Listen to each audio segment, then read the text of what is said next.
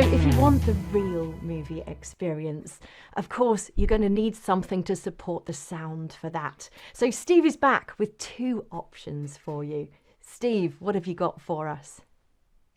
Well, I'll kick off with the Arcam AVR31, which is their flagship AV receiver with an equally flagship price. I don't know what you meant about prices dropping, because this one isn't cheap. It's £5,799.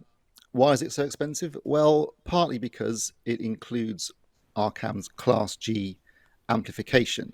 This uses a conventional output stage fed by two power supplies that are introduced according to signal demand.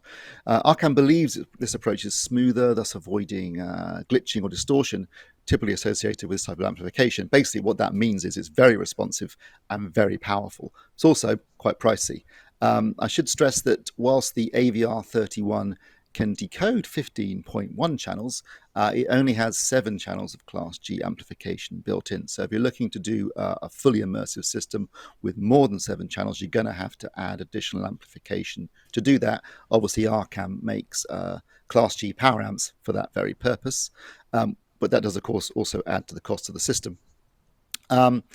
The 31 is their new flagship, but actually it's been around for a few years now because it was previously the AVR30. The difference between the 30 and 31 is they're both identical, except that the 31 has a new HDMI 2.1 board on it. So you've got HDMI 2.1 inputs and outputs, which basically means that you can now pass 8K, 4K 120, all the HDR formats, VRR, ALM, so all the next-gen gaming features. So if that's something you're interested in or it's important to you, then obviously you're going to need to get the 31. Although if you already own an AVR30, you can pay to have the HDMI board upgraded. So that's still an option for you if you need it. It supports Dolby Atmos, it supports DTS:X, it supports Auro 3D and IMAX Enhanced. So that's every single immersive audio format on the market.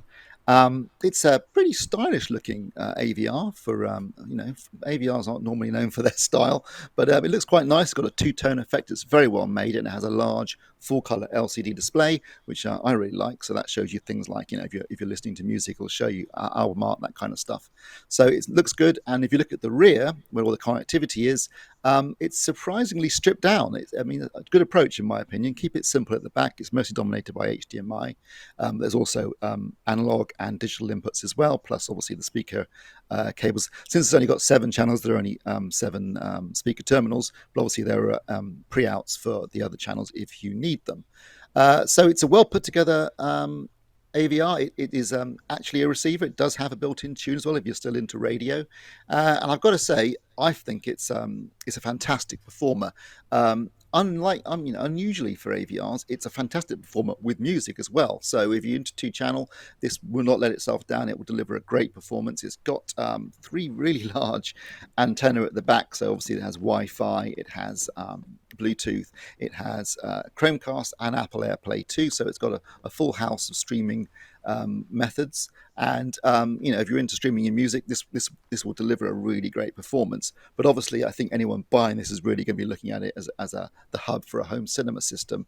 And in that sense, it's absolutely superb. It has Dirac Live, which means you can EQ the full system, not just for the room, but also for the low end, for the bass, and also to tonally balance all the speakers. And when you're put on something with a really immersive soundtrack, when I tested it, I ran it as a full 9.1.4 system, 9.1.6 system.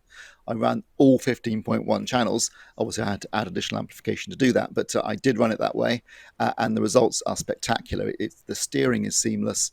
The sound stage is just absolutely fantastic. The bass is beautifully integrated, and it's that Class G amplification is really powerful and responsive. So watching something like Midway, which is with the big battle at the end, there is stuff flying all around the room, planes all over the place, explosions going off, flak blowing up in the middle of the air. Fantastic performer. So it's not cheap, but it definitely delivers the goods.